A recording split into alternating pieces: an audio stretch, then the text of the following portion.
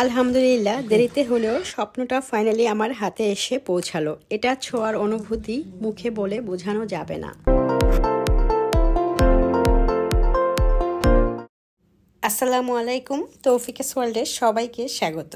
কাছে ও দূরে, দেশে এবং দেশের বাহিরে যে যেখান থেকে বসে আমার আজকের এই ভিডিওটা দেখছেন, আশা করছি আল্লাহর অশেষ রহমতে অনেক ভালো আছেন।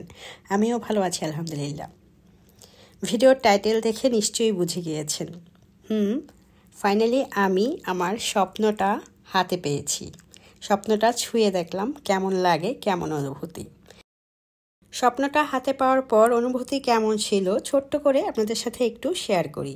সেদিন ছিল বৃহস্পতিবার 17 তারিখ। আগের দিন প্রচুর বৃষ্টি হয়েছিল। বৃহস্পতিবার দিনও সকাল থেকে হালকা বৃষ্টি হচ্ছিল, তাই রাস্তাঘাট ভেজা।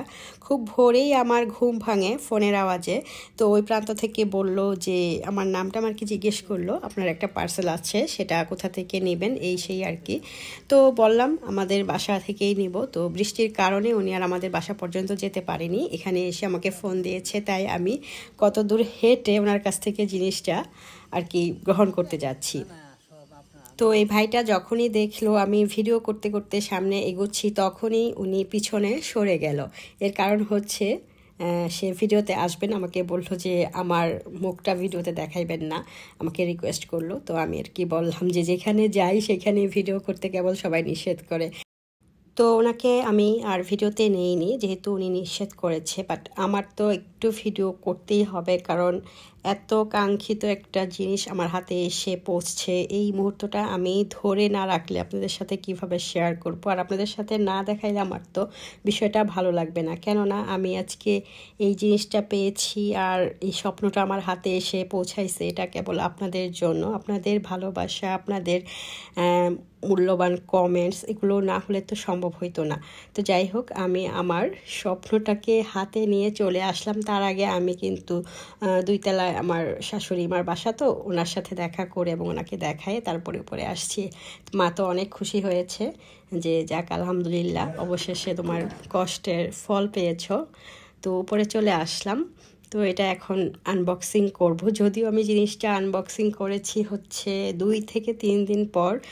জাস্ট একটু ভিডিও আপনাদের সাথে শ্যুট করে দেখাইলাম যে দরজা দিয়ে ঢুকছি, কিন্তু আমি এটা এনে রেখে দিয়েছিলাম, আর খোলা হয় নাই। 2 থেকে 3 দিন পরই আনপ্যাক করছি। তো আমার 2 ছেলে তো মহা ব্যস্ত হয়ে গেছে, কখন এটা বের করব, কখন দেখবে। আমার চেয়ে অনেক বেশি ওদেরই আগ্রহ। অবশেষে আমি এটা খুলেই ফেললাম। তো এটা খোলার পর জাস্ট আমি আপনাদেরকে বলে বোঝাতে পারবো না অনুভূতি। এত কষ্টের পর যদি এরকম একটা অ্যাওয়ার্ড হাতে এসে পৌঁছায়, তাহলে আপনারা বুঝে নেন যে কতটা ভালো ফিল হতে পারে। সত্যি বলতে কি, এরই মধ্যে বেশ কয়েকবার ইউটিউব থেকে পেমেন্ট পেয়েছি এবং টাকা তুলে বিভিন্ন জায়গায় খরচও করেছি। তো আজকে এই সিলভার প্লে বাটনটা হাতে পাওয়ার পর যে অনুভূতিটা হয়েছে, যতটা ভালো লাগা কাজ করছে, তো ওই টাকা পাওয়ার পরও কিন্তু এতটা ভালো লাগে নাই। আসলে সব কিছু টাকা পয়সা দিয়ে বিচার করলে হয় না। কাজের ফল হিসাবে যদি এইরকম একটা রিওয়ার্ড পাওয়া যায়, সেটা যে কতটা আনন্দের হতে পারে, সেটা যার হাতে এসে পৌঁছায়, যে পায় সেই কিন্তু বুঝে। তবে আমার এই জিনিসটা হাতে পৌঁছাইতে কিন্তু অনেক দেরি হয়েছে। আপনারা যারা রেগুলার ভিডিও দেখেন তারা তো নিশ্চয়ই দেখেছেন, অলরেডি অনেক আগেই কিন্তু আমার 1 লাখ সাবস্ক্রাইবার পূরণ হয়ে গিয়েছে, সেটা রমজান মাসের প্রথম দিকে। তো এত দেরিতে কেন এই প্লে বাটনটা আমার হাতে এসে পৌঁছালো সেটা একটু বলি। রমজান মাসের প্রথম দিকেই কিন্তু আমার 1 লাখ সাবস্ক্রাইবার পূরণ হয়ে গিয়েছে।